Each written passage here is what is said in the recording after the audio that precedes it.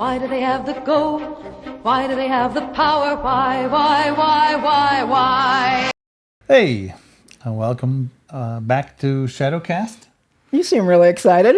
Welcome to the Shadow-Cast. Yeah, I'm feeling optimistic today. I'm having today's a good day. Okay, Yeah. you're more low-key than me. What are we talking about today? Whoa, man, we got so many things. I think you're up actually first. I actually watched a video that I thought was really fascinating. And one of the things that we want to do here on the Shadow-Cast is to kind of synthesize things for everybody. We watch a lot of stuff, and we spend a lot of time watching stuff, and we know that most people don't have that kind of time. So we hope that you come to us for, a nice compilation and a condensation of the essence of kind of what's out there. So one of the things that I saw recently, there's a really great guy named Stephen Gardner. Shout out to Stephen. He has a great YouTube channel. And as part of one of his recent videos, he was talking about Saudi Arabia. And it's really fascinating how now that Saudi Arabia is basically not completely on the petrodollars, not completely trading in USD, sure, that gives the United States much less advantage than we've had for 70 years. And there's another way. So they seem to be like gaining more power and gaining more chutzpah, so to speak. And he's talking about they're threatening to crash the European economy by all the debt that they hold. And maybe we can listen to this clip. Yeah, interesting. Pretty novel subject. Now, Saudi Arabia made a big announcement today in favor of Russia. Yes, Russia. Prince Mohammed bin Salman sent his private emissaries to meet with their counterpart over in different countries in Europe. The message that was sent to these NATO partners is that if NATO spends or keeps the $300 billion that the United States confiscated from Russia, that Saudi Arabia will immediately sell off their entire European bond portfolio in an attempt to collapse the economy of Europe. Wow. This is okay. Wow, is right. Crazy, huh? Yeah, wow. So, I mean, this guy, who's this guy? He's a blogger that I watch, Stephen Gardner. He does a lot of stuff on Trump. He followed the farmer protests pretty closely. He's a Trumper? He absolutely favors Trump over Biden. Oh, wow. I don't know. He likes RFK Jr. as well. Cool. But he does buy into the two-party system, which I know that's another topic for the two of us. Yeah. And the rest of you. Yeah. Well, but, it seems, actually, my first impression was, this sounds like it's actually a real fight, not Jake Paul versus Mike Tyson bullshit, That sounds to me like, at the same time, as it sounds like that, I'm so leery, right, of any time there's tough talk that I think, whose script am I reading? And it might be a bluff and part of the theater. Well, the one thing that just immediately on the top of my head comes to mind is he's talking about, it's hard to imagine how much money that Saudi Arabia has, but I'd guess it's got to be $500 billion more. Who knows? In the terms of how much bond and assets they've got. No, he said $300 billion maybe that they have. Oh, no. If they don't give back the $300 billion that the U.S. is keeping for Russia. So basically what he's saying is, people are kind of stepping up now. I think the world has had enough of the U.S. being, the major superpower and having that extra advantage, that huge advantage of being the world reserve currency and how oil is traded and all that. And so because of that, it's kept our dollar stronger than other countries because we can just print money like crazy, right? Yeah. I mean, I definitely. I guess the first question for me always is Saudi Arabia Bluffing. really? Are they doing the U.S.'s bidding on an international stage right now, or are they posturing to get themselves on the side of Russia? So, I think clearly, historically, anybody that knows anything about Saudi Arabia knows they are the best fucking alliance the United States has got. Right, And has no been. And no matter what it looks like superficially, Right. that control Right. of oil, I mean... Good point. You It's know, a good point. I mean, the whole... That's, they're clearly have been historically a very big part. colluding together. Yeah, totally. So it is true. And look, it's an election year. And so the only way I think Biden could stay in is if there was like some big giant disaster and somehow people thought it's better to keep the old senile man in than change the president right now in the middle of all this crap. I think, maybe there will be some sort of Shit. orchestrated chaos and disaster Yeah, along these lines. well, I think that's However, I do think the world is just tired of the U.S. being the bully, and I think it makes sense that people would group together the BRICS nations and all that kind of stuff. Well, yeah, but And it wasn't fair that we're People. keeping all of Russia's money. I mean, the U.S. does all kinds of bullies and sanction things, all kinds of monetary, economic warfare.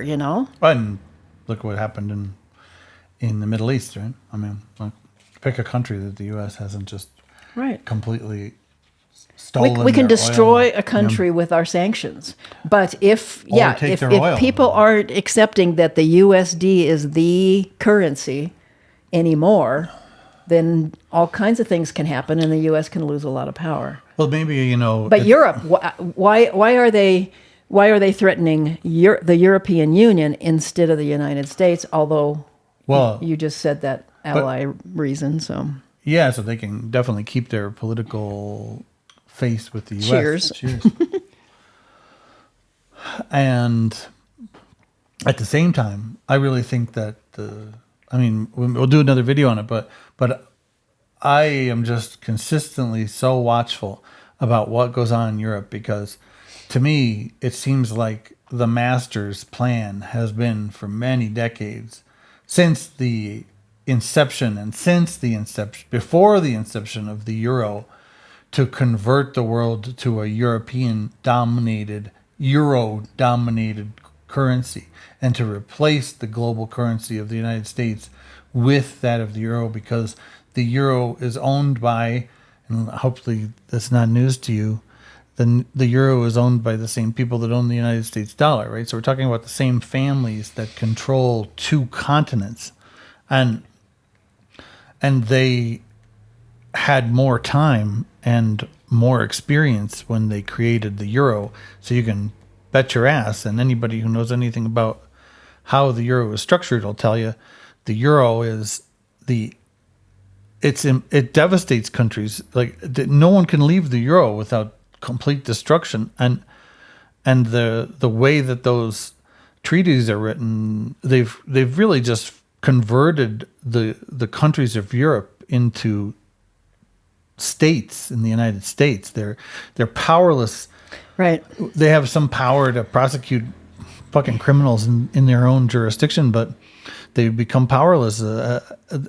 The same as you would think that Vermont is against the United States government, right? You're fucked. And they've handed over sovereignty for money on that level. And so I think when you look at it from the perspective that we're going to see the euro taking a dominant stand in the world, then I think the inevitability of starting to see the euro and Europe playing a bigger part in international news is, I think we're starting to witness the very beginnings of it here. And what you're talking about what this guy, what's his name again? Stephen Gardner. Stephen Gardner. Sorry, Stephen. No, we've mentioned his name 3 times Yeah. now. He's probably happy. We'll put a link to Is his. that, YouTube channel. there's this threat. But But I'll be interested to see what happens in the next. Yeah, I think money's going to change for sure. And I think that's part of why the world is so unstable right now. Everybody's kind of vying and jockeying for like the top dog position, whether it's some kind of crypto or whether it's a CBD, central bank digital currency or whatever. Yeah. Money's going to change. I follow astrology very closely. And, even though people think that's nothing, it has predicted all the major events in the world, and so Uranus in Taurus is, changing of substantial, foundational things like money. Oh, interesting. We need to do a segment on that. Just that. Sure. by itself. Sure. So, well, let's carry on. Let's watch the next clip. This is a really big deal. Now, I was digging, and I was not able to find just how much debt or treasuries of different European markets that Saudi Arabia finds.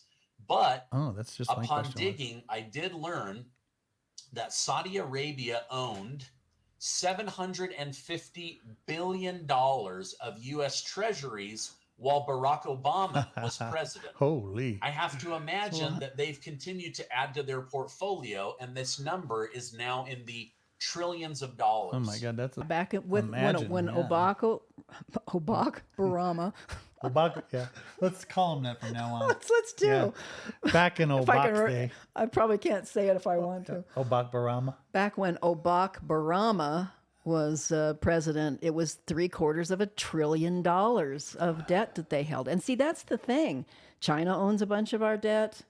What happens if everybody loses faith in the dollar and starts selling all this stuff out? I mean, I think the U.S. is in for trouble on a lot of levels, and I think it starts this year. I think we're going to see a lot of change this year. Here's a couple things though, right? That I think for sure I agree with the change this year. But the one thing that really just in that last segment, when you start thinking about the volume of those numbers. Yep.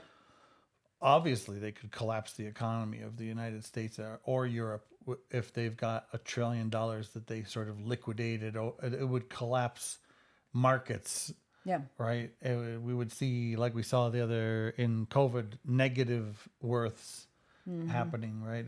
At least in commodities that have to be received. But I think when you talk about that, it's almost like you're talking really about Armageddon, because they couldn't do it. Like, he might as well be saying, if you don't give back the $300 billion, we're going to nuke every place on Earth, right? Because well, this is better than nuke because it preserves, infrastructure. Totally. Yeah, but I mean, he's talking about that level of yes, exactly, destruction. Yeah, he's talking about that level of destruction. Exactly. And so you have to think,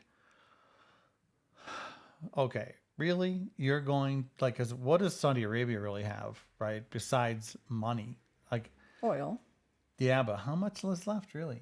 How much oil? Who knows? No, it can't be that much. I think they thought the U.S. was almost out, and we have a lot.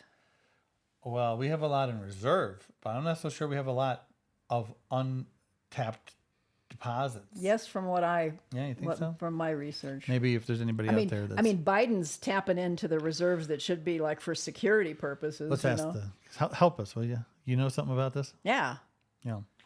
Because what I think is... Put it in the comments. Maybe they've got 20 years of oil left, if they even know, right? And I'm sure they've spent a hell of a lot of time trying to find out, because, like, I don't know. Maybe we do a segment on that. They're a bunch of jerk-offs, right? Yeah. Like, I'm driving around in my Ferrari in the middle of the fucking desert. And apparently, like... we're all going to the climate conference in our private jets. Jerk-offs. I just heard a statistic the other day that one round trip in the private jet to something like, the climate change conference uses up as much fuel as the average person does in their car in their entire lifetime. Waka waka. Yeah. So. Oh, but look, they're super important people. They're not like peons like us. They're so virtuous. Of course they have to. Of course they have to have massive amounts of resources to use. Do you want to hear the rest of this? Oh yeah. That Prince Mohammed bin Salman orders the liquidation of over $1 trillion in paper assets. Imagine what this would do to the U.S. Treasury. Imagine what this would do to the U.S. bond market. This is what they are threatening to do to Europe. Now, I don't know why they're threatening Europe and not the United States of America. Maybe the money is being held in European banks. Okay, well, a little bit of speculation there at the end, but I hope he does dig in because it'd be sure interesting to find out what he's talking about. The one thing though that he doesn't talk about, which I think is the sort of conclusion of what I was saying before, is like this is not just Saudi Arabia saying, "Hey, we're going to nuke everybody if they don't give the $300 million back," because they're also saying we're going to nuke ourselves.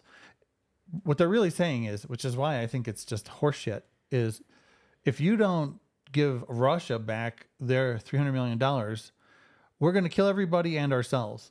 And they're not going to do that. There's no fucking way they're going to ruin themselves. And if they liquidated all those assets, what it would do is it would drop the price of, they would lose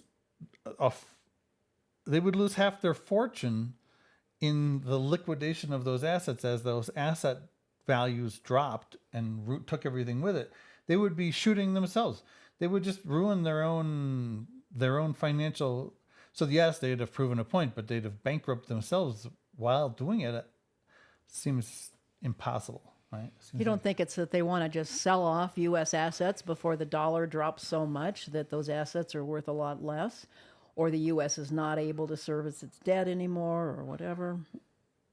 Well, if they would do that, they would do it slowly, right? They'd have a strategy. They would certainly not tell everybody, and certainly not tell everybody. Yeah, and That's then they true. would just try and. It's true. There's a lot of theater, and there's a lot of bluffing, and there's a lot of fear-mongering, political agendas that get served. And just to keep everybody in a state of constant panic and fear, right? Sure. That's the real deal. Sure. And so I think Saudi Arabia is going to kill itself over Russia's assets. I don't think so. I think they're going to keep their billions and trillions of dollars, because imagine, I don't know if anybody's out there that's ever taken some advanced courses in economics. It would be great to have somebody's input. There must be an algorithm out there that predicts what percentage of drop an asset would have based on the volume entered into the market at any one point. But obviously, all currencies, Bitcoin, whatever, when somebody sells a ton of it at one time, true, the price goes bing, and if they were selling these assets to people, they'd be selling them in order to sell them in one day and just sell them. They would, because they're saying that the goal is to destroy the economy, and the only way that they would destroy the economy is if those prices went to zero. But that would work, but it would be done. It seems like to me it would work, but it would be done at them also wiping out their own fortune. So, what the fuck? Doesn't seem. It seems like a bunch of posturing based on that. But well, anyway, it seems big news. Yeah, I didn't see it anyplace else. No, it's pretty new. So, yeah, we'd like to have your opinion on it. Is it total political theater, or is this for real? Could it even work?